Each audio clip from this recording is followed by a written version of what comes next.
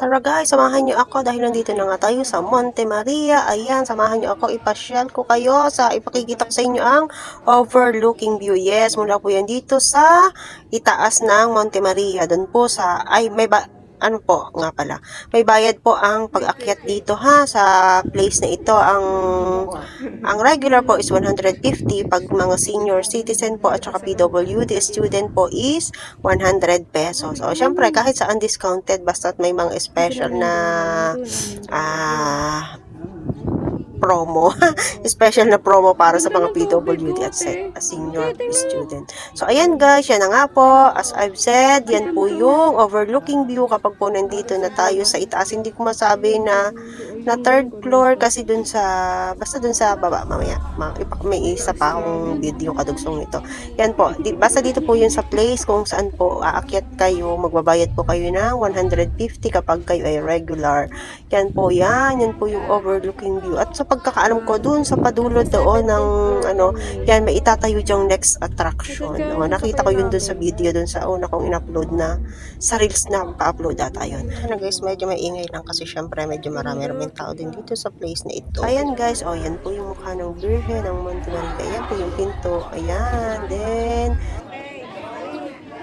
yan, kaliwa kanan, ikot-ikot tayo diyan. Yan po yung overlooking view mula dito sa part ng may itaas sa may Birhen. Actually guys, hindi naman po delikado na mag-video-video kayo diyan kasi po ang itaas po ay anong tawag dito? Lagpas tao po yung salamin yan. Kaya kung mapapansin nyo po, ang pagbibideo po ay makikita nyo true glass lang po yan. Hindi po yan mismo actual na yung makikita. Po, yan ay for safety po ng mga umakyat. Mas mataas po talaga sa tao yung ginawa nilang salamin na pinakang baba. Pero sulit naman kahit mataas yung salamin ay talaga makitang-kita nyo maganda talaga yung overlooking ng Monte Maria. So, ayan guys, ito na nga, hello, punta naman tayo dito sa second floor. Yes, yan po yung second floor, tinatawag ko. Yan po ay yung, dun po sa baba kasi ng altar.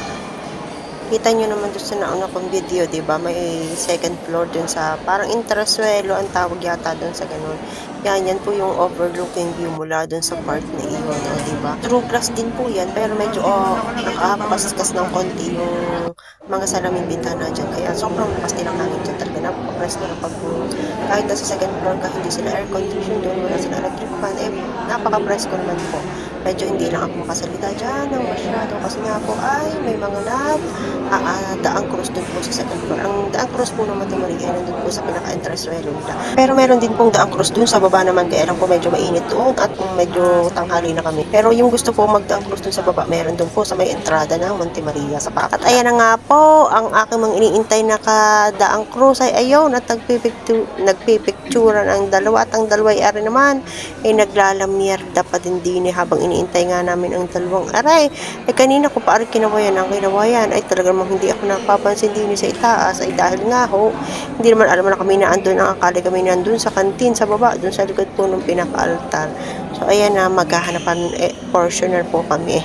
So ayan guys, basta ayan tignan ninyo, ay malawak po, may malawak na mga parking. Actually hindi ko nakuha ng video yung part na may inaakyat na hagdang mataas kasi nga wala akong video nung hagdang mataas kasi nga po ay kami ay drop off dun sa may chapel na mismo dahil nga doon sa PWD namin kasama. Yan, basta po yan yung overlooking view pag ikaw ay nasa part ng second floor dun sa itaas ng altara nila. So, ayan guys, yan, meron din sila dyan na kaya lang nakasarado kasi itong pinto papunta dito sa pinakang terasa na to. Kaya, syempre, video-video lang din ako, true glass lang din po yan. So, ayan guys, may CR dun sa bandaron. Yes, may CR sa bandang kanan. So, ayan guys. Yan. Gayan din yun yung kuha din yan dun sa taas. Kanina dun sa pinakamataas dun sa may bayad na inaakyatan. Ito na lang ay yung libreng kuha. Ito na lang ay yung libreng punta dun sa pinakang second floor na dun sa itaas. So, ayan guys. Thank you for watching. Sana na gustuhan niyo ang pagtutur ko sa inyo sa overlooking view ng Monte Maria Pilgrimage Center. Ay ano ba? Sa yun, Monte Maria po sa Batangas City. Thank you for watching! By the way guys, kung kayo po ay galing sa Puerto Galera, natatanaw din po sa barko ang Monte Maria statue.